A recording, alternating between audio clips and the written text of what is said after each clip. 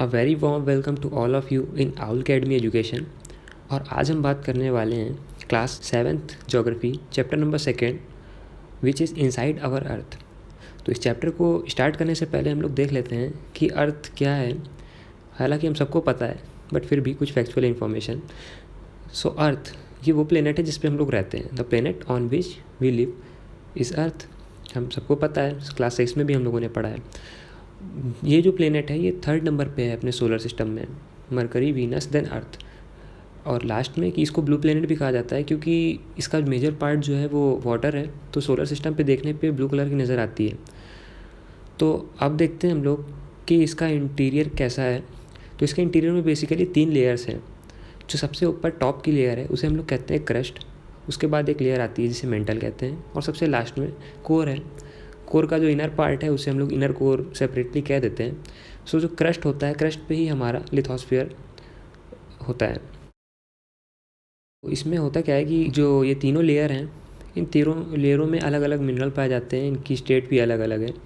तो crust, the upper most layer of over the earth surface is known as crust. जो सबसे ऊपर की टॉप लेयर है उसे हम लोग क्रस्ट कहते हैं। ये सबसे थिनेस्ट लेयर है, सबसे पतली है ये। और ये जो कंटिनेंटल एरिया होता है, मतलब जो लैंड मास का एरिया है, वहाँ पे लगभग 35 किलोमीटर तक है, और 5 किलोमीटर तक इसकी गहराई है ओशन फ्लोर में। इसमें जो मिनरल पाए जाते हैं वो बेसिकली सीमा, मतलब कि सिलिका और मैग्नीशियम, और सीआल, मतलब कि सिलिका और एल्यूमिना, ये पाए जाते हैं। इसे शॉर्ट में हम लोग सीमा और सियाल कहते हैं। अब ये जो 5 किलोमीटर और 35 किलोमीटर वाला है, ये कैसे हम लोग देखते हैं कि देखिए जो कॉन्टिनेंटल एरिया है वो ऑब्वियसली समुद्र से या फिर हमारे सी लेवल से ऊपर होता है, तो वहाँ से अगर काउंट करेंगे तो इसकी ये काफ़ी मोटी लेयर बनाता है मेंटल तक जाने में, तो वो 35 किलोमीटर की होती है। जबकि ओशियन अपने में ही काफ़ी डेप्थ होती है, तो ओशियन फ्लोर से लेके जो मेंटल तक होगा वो लगभग 5 किलोमीटर तक है। तो अब हम बात करते हैं मेंटल की। ये जो है, ये जो बीच में लेयर है क्रस्ट के बाद और कोर के पहले जो बीच में लेयर आती है उसे हम लोग मेंटल कहते हैं। अब बात करते हैं कोर की। तो ये इनर मोस्ट लेयर है अर्थ की, इसे कोर कहते हैं। इसकी रेडियस लगभग 3500 मतलब 3500 किलोमीटर तक है। और ये जो बनी हुई है मेनली ये निकल और आयरन की बनी हुई है। निकल और आयरन को हम लोग कंबाइनली नीफे भी कहते हैं, क्योंकि निकल का जो सिंबल होता है Ni होता है और आयरन का Fe होता है। अब हम बात करते हैं रॉक्स और मिनरल्स के बारे में। तो बेसिकली ये रॉक होती क्या है, ये टर्म हम लोगों ने बहुत सुना है रॉक। तो ये नेचुरल मास होता है मिनरल का, या जो भी मतलब अलग अलग मिनरल कंपोनेंट से मिलकर बना होता है, और ये अर्थ के ऊपर पाया जाता है, मतलब इससे अर्थ की क्रस्ट बनी होती है, तो इसे हम लोग रॉक कहते हैं। ये 3 टाइप की होती है, इग्नियस, मेटामॉर्फिक और सेडिमेंट्री।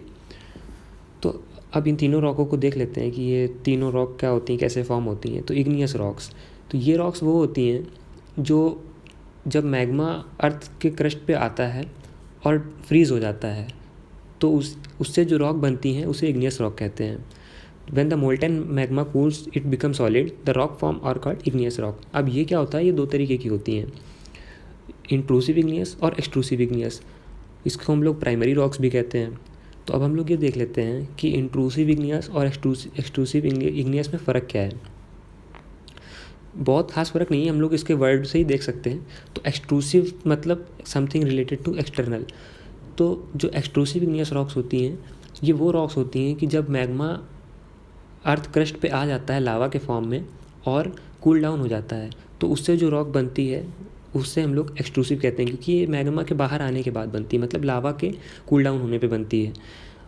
और इसका जो एग्जांपल है वो बेसॉल्ट है। वैसे ही इंट्रूसिव की अगर हम लोग बात करें, इंट्रूसिव इग्नियस रॉक वो होती हैं जो अर्थ के अंदर ही, मतलब कि मैग्मा जो होता है वो डायरेक्ट फ्रीज़ हो जाता है, उसी से जो बनती है उससे हम लोग कहते हैं इंट्रूसिव। ये अर्थ के क्रस्ट के नीचे ही बन जाती है, मतलब इनसाइड अवर अर्थ ये डेवलप हो जाती हैं, तो इसे हम लोग इंट्रूसिव इग्नियस रॉक कहते हैं। इसका जो एग्जांपल है वो ग्रेनाइट है। तो ग्रेनाइट की हम लोग को जनरली दिख जाता है अपनी फ्लोरिंग्स में या किचन टॉप्स वगैरह में, तो ये इंट्रूसिव इग्नियस रॉक होता है। अब देख लेते हैं ये लावा और मैग्मा जो 2 टर्म आए हैं, इसके बीच में थोड़ा सा एक डिफरेंस होता है।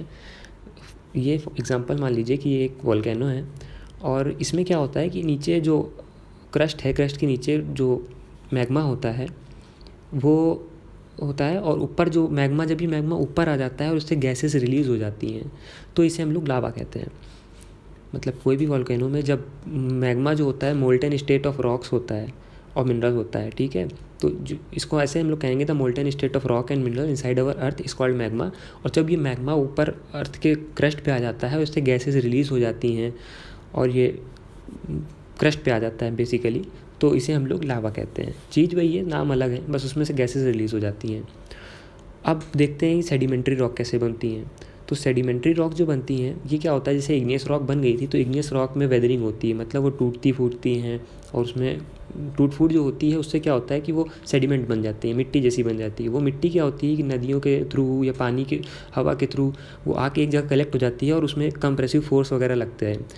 उसका एक प्रोसेस होता है, उसे लिथिफिकेशन कहते हैं, जो अभी क्लास 7th स्टैंडर्ड पे यूज़ करना सही नहीं होगा, बट उसमें ये लिथिफिकेशन के प्रोसेस से क्या होता है कि वो हार्ड हो जाती है और वो सेडिमेंट्री रॉक में बन जाती है। सेडिमेंट की अगर बात करें तो ये ऐसे ही कह सकते हैं हम लोग कि जो इग्नियस रॉक होती हैं या फिर मेटामॉर्फिक रॉक होती हैं, जब इनकी टूट फूट होती है तो मतलब इनसे एक सेडिमेंट्स बनते हैं, तो उसी से मिलके बनती है सेडिमेंट्री रॉक। अब बात करते हैं कि मेटामॉर्फिक रॉक क्या होती हैं। तो मेटामॉर्फिक रॉक बेसिकली वो होती हैं जब कोई इग्नियस रॉक पे या सेडिमेंट्री रॉक पे कुछ स्पेशल हीट या प्रेशर कंडीशन बनती हैं, तो उसमें क्या होता है कि ये क्रिस्टलाइज हो जाती हैं, तो उन्हें क्या होता है कि उसे हम लोग मेटामॉर्फिक रॉक कहते हैं। ये सर्टेन कुछ डेफिनेट प्रेशर और इसको डेफिनेट हीट कंडीशन पे ही बनती हैं ये।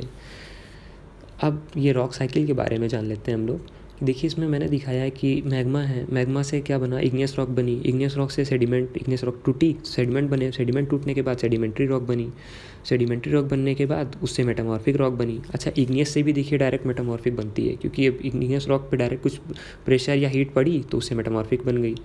तो the process of transformation of rock from one to another is known as rock cycle. अब कुछ इस चैप्टर में जो एडिशनल इन्फॉर्मेशन दी हुई है, जैसे कि इग्नियस जो वर्ड है ये एक लैटिन वर्ड से बना हुआ है, जो लैटिन वर्ड है वो इसका ओरिजिन है जो वो इग्निस है। और सेडिमेंट्री जो है सेडिमेंटम से बना है, इसका मतलब होता है सेटल डाउन, ये लैटिन वर्ड है सेडिमेंटम। मेटामॉर्फिक जो है ये मेटामॉर्फोस से बना है, ये ग्रीक वर्ड है एक मेटामॉर्फोस, जिसका मीनिंग होता है चेंज इन फॉर्म। अब बात करते हैं फॉसिल। तो फॉसिल जो होते हैं ये हमें सेडिमेंट्री रॉक में मिलते हैं जनरली, क्योंकि सेडिमेंट्री, पहले फॉसिल की डेफिनेशन देख लेते हैं फिर आपको आराम समझा देता हूँ कि the remains of dead plant and animal trapped in a layer of sedimentary rocks are called fossils. तो अब हम लोग बात करते हैं कि ये फॉसिल होते क्या है और सेडिमेंट्री में ही क्यों पाए जाते हैं।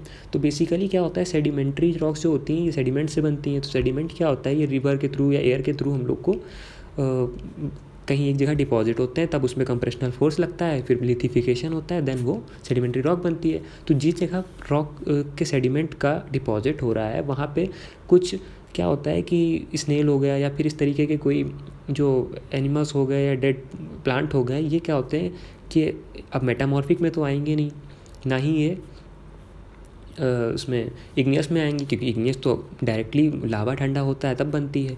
तो उसमें अगर मान लीजिए कोई एनिमल या फिर वैसा गया भी तो जल जाएगा, तो वो बन ही नहीं पाएगा, इसलिए वो उसमें नहीं पाया जाता। तो सेडिमेंट्री रॉक क्या होती है कि जब नदियाँ सेडिमेंट अपने साथ बहा के लाती हैं तो उसके साथ कुछ डेड लिविंग ऑर्गेनिज्म भी ले आती हैं, तो क्या होता है कि वो उसी में जैसे पड़ा रहता है, उसके बाद उसमें प्रोसेस हुआ, लिथिफिकेशन हो गया और वो हार्ड हो गई, तो क्या होता है वो उसी में जमा रह जाता है। तो उसे हम लोग एक तरीके से वो वही कहलाता है फॉसिल। तो उसमें क्या होता है कि ये इसीलिए सेडिमेंट्री रॉक में पाया जाता है, ना कि इग्नियस में और मेटामॉर्फिक में। सो ये एक चैप्टर का ओवरव्यू था शॉर्ट में रिवीजन के लिए, और थैंक यू फॉर वॉचिंग।